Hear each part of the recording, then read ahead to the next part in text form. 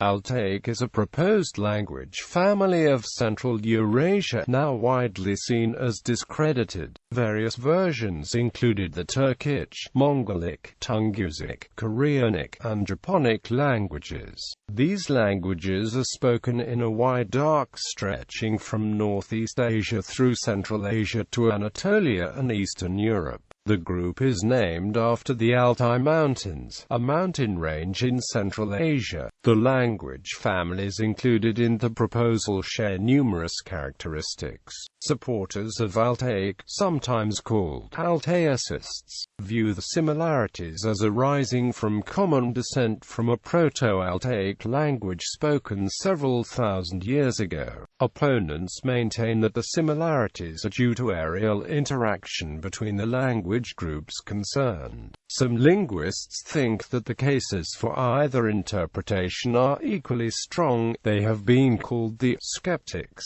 Another view accepts Altaic as a valid family but includes in it only Turkic, Mongolic, and Tungusic. This view was widespread prior to the 1960s but has almost no supporters among specialists today. The expanded grouping, including Korean and Japanese, came to be known as Macro-Altaic, leading to the designation of the smaller grouping as Micro-Altaic by retronomy. Most proponents of Altaic continue to support the inclusion of Korean and Japanese. Micro-Altaic includes about 66 living languages, to which Macro-Altaic would add Korean, Japanese, and the Rokuon languages for a total of about 74. History of the Altaic idea. The idea that the Turkic, Mongolic, and Tungusic languages are closely related was allegedly first published in 1730 by Philip Johann von Strahlenberg, a Swedish officer who traveled in the Eastern Russian Empire while a prisoner of war after the Great Northern War. However, as has been pointed out by Alexis Monaster-Raymer and Paul Sidwell, von Strahlenberg actually opposed the idea of a closer relationship among the languages that later became known as Altaic. Von Strahlenberg's classification was the first attempt to classify a large number of languages, some of which are Altaic. The term Altaic, as applied to a language family, was introduced in 1844 by Matthias Castrain, a pioneering Finnish philologist who made major contributions to the study of the Uralic languages. As originally formulated by Castrain, Altaic included not only Turkic, Mongolian, and Manchu Tungus, but also Finno-Ugric and Samoyed. Finno-Ugric and Samoyed were eventually grouped in a separate family, known as Uralic. The original Altaic family thus came to be known as the Ural-Altaic. In the Ural-Altaic nomenclature, Finno-Ugric and Samoyedic are regarded as Uralic, whereas Turkic, Mongolic, and Tungusic are regarded as Altaic, whereas Korean is sometimes considered Altaic, as is, less often, Japanese. For much of the 19th and the early 20th centuries, the theory of a common Ural-Altaic family was widespread, based on such shared features as vowel harmony and agglutination. However, while the Ural-Altaic hypothesis can still be found in encyclopedias, atlases, and similar general references, it has generally been abandoned by linguists. For instance, it was characterized by Sergei Starostin as an idea now completely discarded. In 1857, the Austrian scholar Anton Boller suggested adding Japanese to the Ural-Altaic family. In the 1920s, G. J. Ramstedt and E. D. Polyvanov advocated the inclusion of Korean. However, Ramstedt's three-volume Einführung in die Altaiche Sprachwissenschaft, published in 1952–1966, rejected the Ural-Altaic hypothesis and again included Korean in Altaic, an inclusion followed by most leading Altaicists to date. The first volume of his work, Lautlehre, contained the first comprehensive attempt to identify regular correspondence differences among the sound systems within the Altaic language families. In 1960, Nicholas Poppe published what was in effect a heavily revised version of Ramstedt's volume on phonology that has since set the standard in Altaic studies. Poppe considered the issue of the relationship of Korean to Turkic Mongolic Tungusic not settled. In his view, there were three possibilities. Korean did not belong with the other three genealogically, but had been influenced by an Altaic substratum. Korean was related to the other three at the same level they were related to each other. Korean had split off from the other three before they underwent a series of characteristic changes. Development of the macro-Altaic theory. Roy Andrew Miller's 1971 book Japanese and the Other Altaic Languages convinced most Altaicists that Japanese also belonged to Altaic. Since then, the standard set of languages included in macro-Altaic has been Turkic, Mongolic, Tungusic, Korean, and Japanese. An alternative classification, though one with much less currency among Altaicists, was proposed by John C. Street, according to which Turkic Mongolic Tungusic forms one grouping and Korean Japanese Ainu another, the two being linked in a common family that Street designated as North Asiatic. The same schema was adopted by James Patry in the context of an attempt to classify the Ainu language. The Turkic Mongolic Tungusic and Korean Japanese Ainu groupings were also posited by Joseph Greenberg. However, he treated them as independent members of a larger family, which he termed Eurasiatic. Anti-Altaicists Gerard Clausen, Gerhard Doerfer, and Alexander Sherbik argued that the words and features shared by Turkic, Mongolic, and Tungusic languages were for the most part borrowings and that the rest could be attributed to chance resemblances. They noted that there was little vocabulary shared by Turkic and Tungusic languages, though more shared with Mongolic languages. They reasoned that, if all three families had a common ancestor, we should expect losses to happen at random and not only at the geographical margins of the family, and that the observed pattern is consistent with borrowing. Furthermore, they argued that many of the typological features of the supposed Altaic languages, such as agglutinative morphology and subject-object-verb-word order, usually simultaneously occur in languages. In sum, the idea was that Turkic, Mongolic, and Tungusic languages form a Sprachbund, the result of convergence through intensive borrowing and long contact among speakers of languages that are not necessarily closely related. Doubt was also raised about the affinities of Korean and Japanese in particular. Some authors tried to connect Japanese to the Austronesian languages.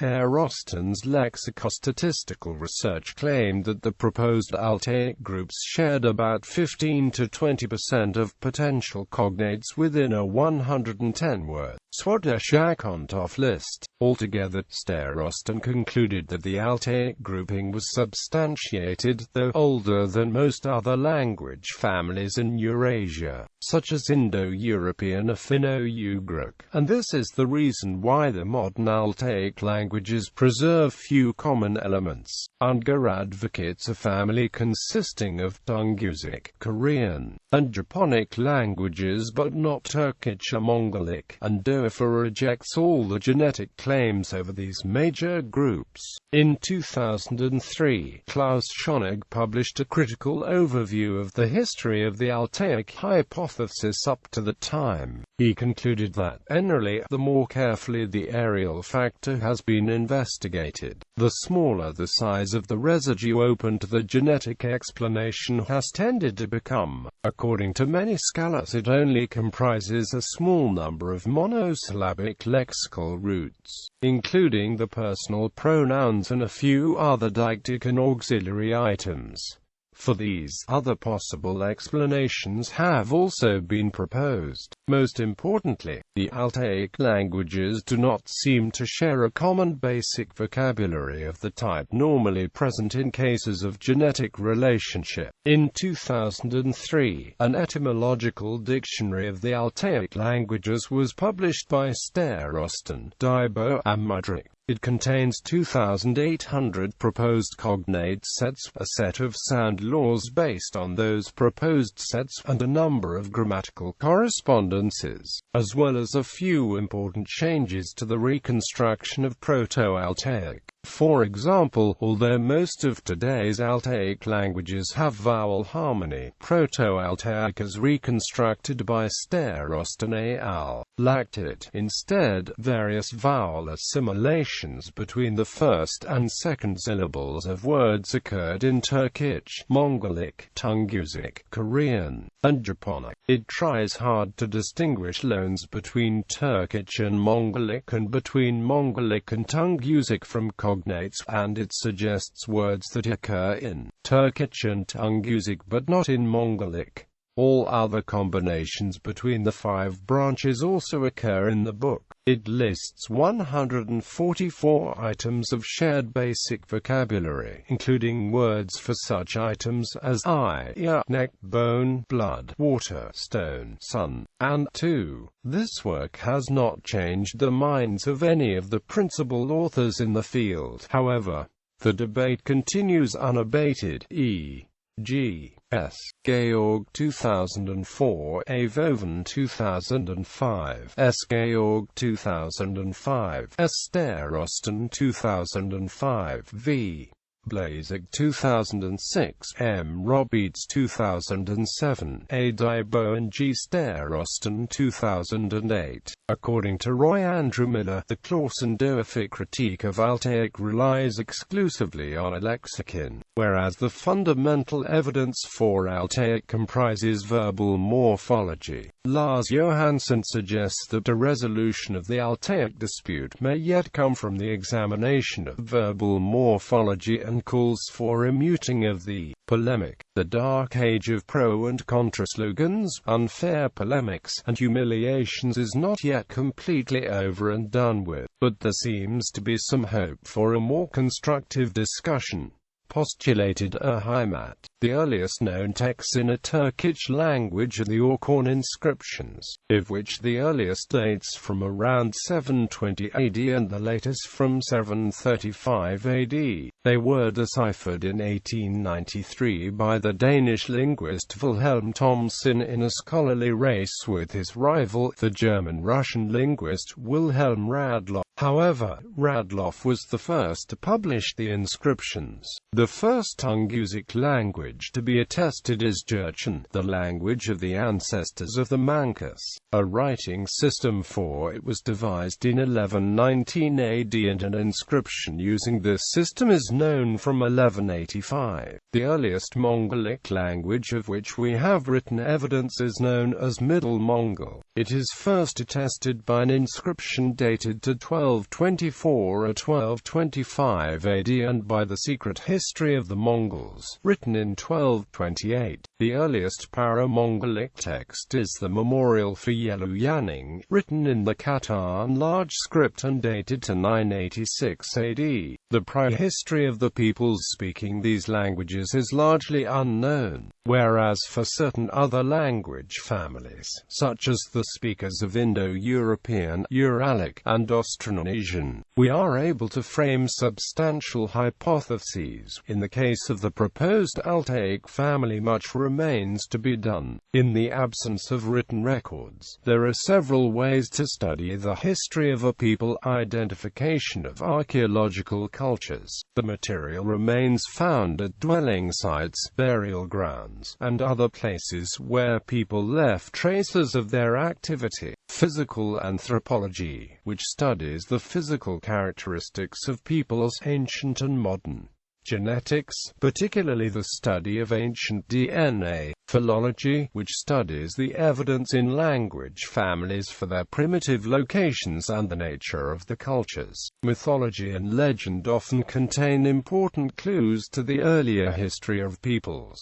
Glottochronology, which attempts to estimate the time depth of a language family based on an assumed rate of change in languages. Related to this is Lexico Statistics, which attempts to determine the degree of relation between a set of languages by comparing the percentage of basic vocabulary they share in common. The development of a family tree of languages that notes the relative distance of the splits that occur in it. The observation of evidence for contact between languages, which may approximate when and where they were adjacent to each other. All of these methods remain to be applied to the languages attributed to Altaic with the same degree of focus and intensity with which they have been applied to the Indo-European family.